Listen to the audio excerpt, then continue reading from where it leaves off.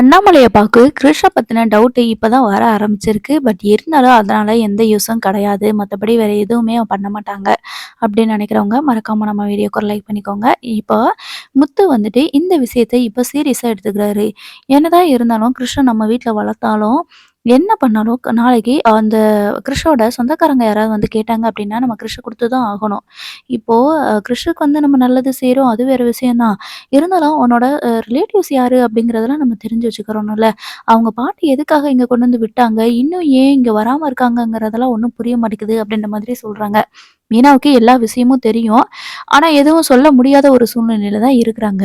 இந்த முத்து என்ன பண்றாங்க அப்படின்னா, இவங்க பாட்டிய பார்க்கறதுக்காக போறாங்க.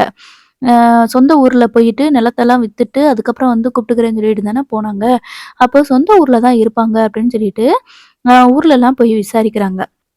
அப்போ இவங்க இருந்த வீட்ல பூர்வீக வீட்ல போய் பார்க்கும்போது, அங்க அவங்க இல்ல. ஆனா இங்க வரதா தானே சொன்னாங்க அப்படின்னு சொல்லிட்டு, அக்கம் பக்கத்துல இருக்கவங்க கிட்ட விசாரிக்கிறாங்க. இங்க இருந்த லட்சுமி அம்மா இருந்தாங்கல்ல, அவங்க எங்க? அவங்களோட பேரன் கிருஷ் இருந்தான்ல, அவன எங்கன்னு சொல்லிட்டு கேட்குறாங்க. இல்லையே, அவங்க சென்னையில தானே இருக்காங்க அப்படின்ற மாரி சொல்றாங்க. இல்ல அவங்களோட அந்த கிருஷோட அம்மா, லட்சுமி அம்மாவோட மக கல்யாணி, அந்த பொண்ணு துபாய்ல இருக்கும்போது ஆக்சிடென்ட் ஆகி இறந்துட்டாங்கன்னு சொல்லி சொன்னாங்க அப்படின்ற மாரி சொல்றாங்க. உடனே முத்து சொன்ன உடனே அங்க இருக்கிறவங்க எல்லாரும், "அப்படிலாம் இல்லையே! அவங்க பொண்ண 2வது கல்யாணம் பண்ணி அங்க தானே குடுத்துருக்காங்க. சென்னையில தானே இருக்காங்க. நல்லா தானே இருக்காங்க. இப்போ கூட நான் அவங்கள பார்த்து பேசிட்டு தானே வந்தேன்." அப்படின்ற மாரி சொல்லிட்டு இருக்கிறாங்க. ஸோ இத பத்தி ஒண்ணுமே புரியாம முத்து வந்துட்டு, "என்னடா இது? அந்த அவங்க என்ன சொன்னாங்க, கிருஷோட அம்மா வந்து இறந்துட்டாங்கன்னு சொன்னாங்க. ஆனா இங்க வந்து பார்த்தா இறக்கவே இல்லன்னு சொல்லி சொல்றாங்க. அது மட்டும் இல்லாம இன்னொரு விஷயம் என்னன்னா, இப்போ காட்டுல அங்க இருக்கிற சொத்து அது எல்லாத்தையும் வித்துட்டு வரேன் அப்படின்னு சொல்லி தானே சொல்லியிருந்தாங்க.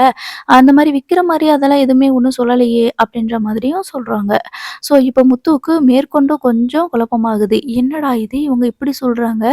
ஏற்கனவே என்ன சொல்லியிருந்தாங்க, கிருஷோட அம்மா வந்து இறந்துட்டாங்க அப்படின்னு சொல்லியிருந்தாங்க. இப்ப இவங்க என்ன சொல்றாங்கன்னா, அப்படிலாம் இறக்கல. 2வது கல்யாணம் பண்ணி இங்க தான் இருக்காங்க. சென்னையில தான் இருக்காங்கன்னு வேற சொல்றாங்க. கொஞ்ச நாளைக்கு முன்னாடி கூட நாங்க பார்த்தோம்ன்னு சொல்றாங்க. அப்படி ஏதாவது இறந்திருந்தா சொந்தக்காரங்களுக்கு தெரியாமலா இருந்திருக்கும். சரி அத விடு. இப்போ இங்க ஊருக்கு வந்து தான் எல்லா சொத்த எல்லாத்தையும் வித்துட்டு வரோன்னு தானே சொல்லியிருந்தாங்க. ஆனா, இப்ப ஊர்லயும் ஆள காணோமேன்னு சொல்லிட்டு முத்துவுக்கு ரொம்ப ஸ்ட்ராங்கா டவுட் வருது. இதுக்கு பின்னாடி ஏதோ ஒரு பெரிய விஷயம் இருக்கு அப்படின்னு சொல்லிட்டு நெனைக்கிறாங்க. அப்பதான் அவங்களோட சொந்தக்காரங்கள பத்தி அதாவது கிருஷ்ணோட பெரியப்பா, பெரியம்மான்னு சொல்லிட்டு அன்னைக்கு முத்துவோட கார்ல சவாரி வந்திருந்தாங்கல்ல, அவங்கள பத்தி விசாரிக்கலாம் அப்படின்னு சொல்லிட்டு நெனச்சு தான் முருகனுக்கு கால் பண்ணி கேட்குறாங்க முத்து. இப்போ அன்னைக்கு நீங்க வந்து ஒருத்தவங்க குழந்தை இல்லன்னு சொல்லிட்டு வந்திருந்தாங்க. அப்போ கூட நீ வந்து அட்ரஸ் என்னோட வண்டிய தானே நீ வந்து பேசி வச்சிருந்த. அவங்க என்னோட வண்டியில தானே 3 நாளா சவாரி வந்திருந்தாங்க. அவங்கள பத்தின டீட்டெயில்ஸ் தெரியுமான்னு சொல்லிட்டு கேட்குறாங்க. "ஏண்ணே என்னாச்சுண்ணேன்னு?" சொல்லி கேட்கும்போது, "அதெல்லாம் ஒண்ணும் இல்லடா. சும்மா தான் கேட்கிறேன். இப்ப எப்படி இருக்காங்க, என்ன பண்றாங்கன்னு விசாரிச்சுக்கலான்னு தான். அவங்க ஊருக்கு தான் வந்திருக்கேன் நானு. அதான் அப்படியே அவங்கள பார்த்துட்டு போயிரலான்னு நெனைக்கிறேன்." அப்படின்ற மாரி சொல்றாங்க. உடனே "சரிண்ணே நான் சொல்றேன்" அப்படின்னு சொல்லிட்டு அட்ரஸையும் சொல்றாங்க. இப்போ நம்ம அ முத்து என்ன பண்றாங்கன்னா, நேரா அவங்க வீட்ல போய் பார்த்துட்டு வந்துரலாம் அப்படின்னு சொல்லிட்டு, அந்த கிருஷோட பெரியப்பா, பெரியம்மா வீட்டுக்கே போறாங்க. போயிட்டு, "எப்படி இருக்கீங்க? நல்லா இருக்கீங்களா?" அப்படின்னு சொல்லிட்டு விசாரிக்காங்க. "நல்லா இருக்கிறோம்" அப்படின்ற மாரி சொல்றாங்க. "என்னாச்சு? ஏதாவது குழந்தை ஏதாவது உண்டாயிருக்குதா?" அப்படின்ற மாதிரி தான் முத்து வந்து விசாரிப்பாங்க. அப்போ இன்னும் எங்களுக்கு வந்து கடவுள் வந்து கருணை காட்டாம தான் இருக்கிறாரு. நாங்க பண்ண பாவத்தினால தான் இன்னும் இப்படி இருக்கோம்னு நெனைக்கிறேன். அ என்னோட இனிமே எனக்கு நம்பிக்கை இருக்கா? நம்பிக்கை சுத்தமா இல்ல. என்னோட சொத்து எல்லாத்தையுமே என் தம்பி பையன் கிருஷ்க்கு எழுதி வச்சிடலான்னு நெனைக்கிறேன் அப்படின்ற மாரி சொல்றாங்க. உடனே நம்ம முத்துவும், பரவாயில்லையே! கிருஷ்ணக்கு மொத்த சொத்தையும் எழுதி வைக்கிறேன்னு சொல்றாங்க. அவங்களும் பெரியம்மா, பெரியப்பாவும் இருக்காங்க. இவங்களுக்கும் பையன் இல்ல. அப்புறம் எதுக்கு கிருஷ்ண நம்ம வீட்ல கொண்டு வந்து இந்த அம்மா விட்டுருக்காங்க? பேசாம குழந்தை இல்லன்னு நெனைக்கிறாங்க. சொந்த தம்பி பையன இருக்கிற சொத்து எல்லாத்தையுமே கிருஷ் பேர்ல எழுதி வைக்கணும்னு நெனைக்கிறாங்க. அப்ப பேசாம கிருஷ்ண இவங்களையும் வளர்க்கலாமே! எல்லா ரூல்ஸுமே இருக்குதே இவங்களுக்கு. எல்லா ரைட்ஸுமே இருக்குதே! அப்புறம் ஏன் கல்யாணியோட அம்மா, அதாவது கிருஷ்ஷோட பாட்டி, நம்ம வீட்ல வந்து கிருஷ்ஷ விட்டுருக்காங்கன்னு சொல்லிட்டு புரியாம இருக்கிறாங்க. அப்பதான் அவங்களோட கல்யாண ஃபோட்டோ ஃப்ரேம் பண்ணி மாட்டியிருப்பாங்க. அதுல ரோகிணியும், ரோகிணியோட ஹஸ்பண்ட் இருக்கிற மாதிரியான ஃபோட்டோஸ பாத்துர்றாங்க. முத்துவுக்கு பயங்கரமான ஷாக்கு. அப்ப கேட்குறாங்க, "இது யாரு?" அப்படின்னு சொல்லிட்டு. "அதான்ப்பா கிறிஷோட அம்மா இது. இது என்னோட தம்பி கிறிஷோட அப்பா" அப்படின்னு சொல்லும்போது, முத்துவுக்கு தூக்கி வாரி போட்டுருது. "நீங்க என்ன சொல்றீங்க?" அப்படின்னு சொல்லிட்டு டென்ஷன்ல வந்துட்டு அப்படியே கைய காலையும் முறுக்கித்தான் நிக்கிறாரு. அப்போ கிறிஷோட பெரியப்பா கேட்குறாங்க, "இவங்கள பத்தி உனக்கு தெரியும் உங்களுக்கு தெரியுமா தம்பி?" அப்படின்னு சொல்லிட்டு கேட்குறாங்க.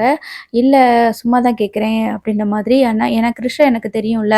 இப்போ கிறிஷோட அம்மா வேற இறந்துட்டாங்கன்னு சொல்லிட்டு கேள்விப்பட்டேன். அதனால தான் கேட்குறேன்" அப்படின்னு சொல்லி சொல்றாங்க. "என்னது கிறிஷோட அம்மா இறந்துட்டாங்களா? இந்த விஷயம் எங்ககிட்ட சொல்லவே இல்லையே! கல்யாணி எப்படி இறந்தாள்? அவங்க துபாய்ல இருக்கும்போது இறந்துட்டாங்களாமே" அப்படின்னு சொல்லி சொல்றாங்க. "இல்லையே! அவ துபாய்லலாம் இல்லையே! அவ சென்னையில தானே இருந்தா" அப்படின்னு சொல்லும்போது முத்துவுக்கு இன்னும் கன்ஃப்யூஸ் ஆகுது. "என்ன சொல்றீங்க? அவங்க துபாய்ல இல்லையா?" அப்படின்ட்டு கேட்குறாங்க. "இல்லையே, என்னோட சொந்தக்காரங்க கூட அன்னைக்கு இங்க முருகனோட கல்யாணத்துக்கு வந்திருக்கிறாங்க. அங்க வச்சு கல்யாணிய பார்த்ததா சொன்னாங்க. அப்போ கூட கல்யாணி வந்து ஏற்கனவே கல்யாணம் முடிச்சுட்டதா சொல்லி சொன்னாங்க." அப்படின்ற மாரி சொல்றாங்க. முத்துக்கு வந்து கன்ஃபார்ம் ஆயிருச்சு. இது கல்யாணி வந்து ரோஹிணி தான் அப்படின்னு சொல்லிட்டு எல்லா விஷயத்தையும் சேகரிச்சுக்கிறாங்க. அதாவது கல்யாணிக்கு வந்து கல்யாணம் ஆனது, தம்பி இறந்தது, அவங்க வீட்ட விட்டு விரட்டி விட்டது எல்லாத்தையுமே தெரிஞ்சுக்கிறாங்க. ஆனா, கல்யாணி தான் ரோஹிணி, எங்க அண்ணனோட ஒய்ஃபு அப்படிங்கிறத வந்து முத்து சொல்லல. ஆ இல்ல இறந்துட்டாங்கன்னு ஏன்னா நம்பிக்கை இல்லாம தான் ஒருவேளை நம்ம தப்பா இது ரோகிணியா இருக்குமோன்னு தப்பா பார்த்துட்டோமோ அப்படின்னு சொல்லிட்டு கன்ஃபார்ம் பண்றதுக்காக தான் கேட்டிருப்பாரு.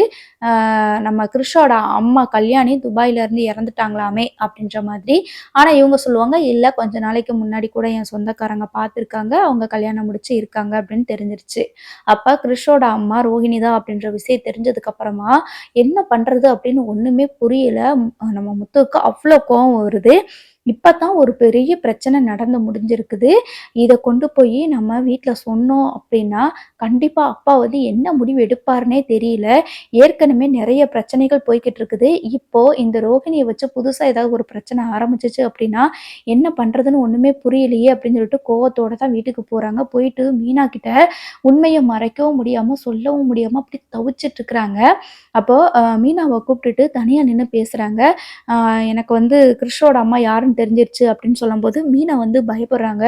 "ஐயய்யோ! ஒருவேள கிறிஷோட அம்மா ரோகிணி தாங்கிறது தெரிஞ்சுக்கிட்டு தான் இப்படி வந்து கோவப்பட்டு பேசுறாரோ" அப்படின்னு சொல்லிட்டு மாடியில நின்னு பேசுறாங்க. "என்னங்க சொல்றீங்க? கிறிஷோட அம்மா யாருன்னு தெரியுமா?" அப்படின்ட்டு கேட்குறாங்க. "எனக்கு தெரியும்" அப்படின்னு சொல்லிட்டு முத்து வந்து சொல்றாங்க.